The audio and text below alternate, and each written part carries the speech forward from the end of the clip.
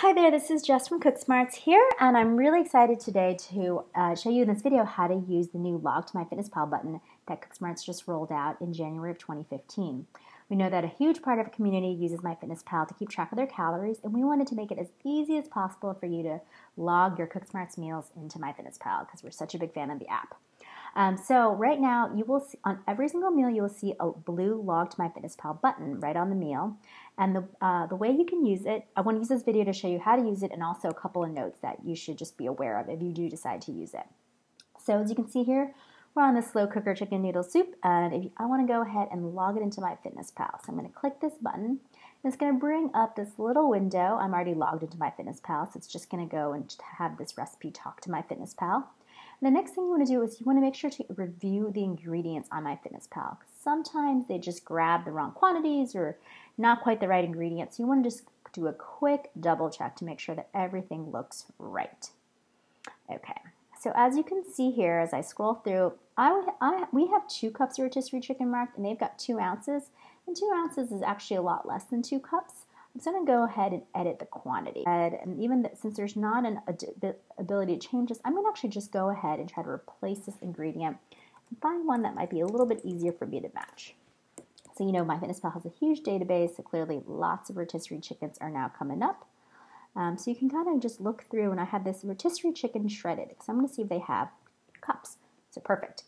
So they've got here 2 cups cooked dice. I'm just going to go ahead and select that, and I'm going to say 1 serving because that is what we're using in our recipe. We're using 1 2-cup serving. So I'm going to go ahead and that's now updated. So that's changed to a much more accurate calorie reading. And then I'm just going to go through the rest of it. 2 cloves garlic, that looks right. 1 large onion, that looks good. 2 celery stalks, yep. 3 medium carrots, dried herbs, bay leaves, 4 cups chicken stock. So here there is, for home prepared chicken stock versus store bought, there's a huge calorie difference. So in this case, they're assuming that we're using home prepared. If you are using home prepared, this is great. If you're using store bought, you can go ahead and replace it and find the store bought brand that you typically use. That's why this is so great. It's really flexible and very easy to customize. But I'm just going to leave it as is for now.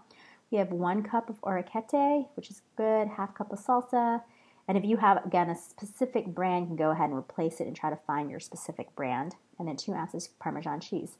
So everything else looked right. It just looked like that one ingredient was the chicken that was not quite right. So I'm going to go ahead and save it.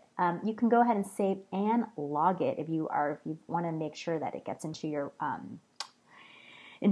food diary for the day. But for now, I'm going to go ahead and just save it, and it'll go ahead and save.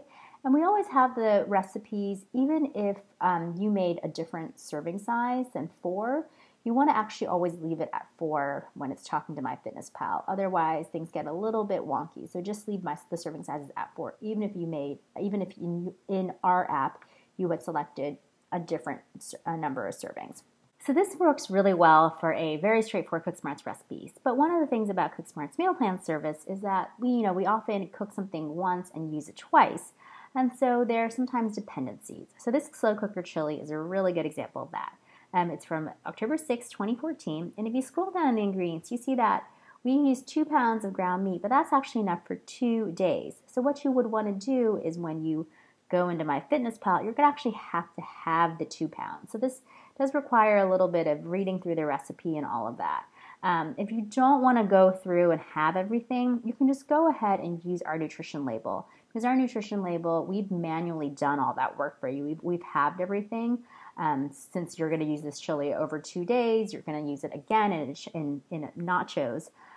We've already taken that into account. So one way to just, if you didn't want to go into it manually and have to do some arithmetic into your MyFitnessPal log to MyFitnessPal button, you could not use the log to MyFitnessPal button. And in your food diary, you can just use a quick tools and just do a quick add calories and just say that chili was 536 calories and click add. So it's not perfect, but it definitely still gives you a pretty accurate read by just using our nutrition label. Sometimes in this case, so the slow cooker chili was one where you made something and doubled something and you're going to use it twice. In the case of a recipe like this our cabbage roll stuffed with pork and leftover rice pilaf, this is a recipe that's using ingredients that were made on our previous night, specifically the leftover rice pilaf. So those are the leftover ingredients. And you can still easily log this to MyFitnessPal. So I'm going to go ahead and log this in. And then I'm going to go ahead and review the ingredients on MyFitnessPal. And MyFitnessPal likely already has some sort of calorie count for rice pilaf. And let's just go ahead and look and just do a quick review. Everything looks right here. Oh, one thing is wrong. This is 8 leaves of cabbage, and this is producing it as 4 heads. So let's go ahead and make a little bit of change. So 8 leaves, let's just say that's actually a quarter of a head. Sometimes an estimate is just fine. 75 calories, that's much more accurate than over 1,000 calories. So here we've got, the leftover rice pilaf, and they clearly have been able to pull something with, some rice pilaf from Michigan Dining, which is 500 calories. And you can check back with our recipe to see what we've pulled.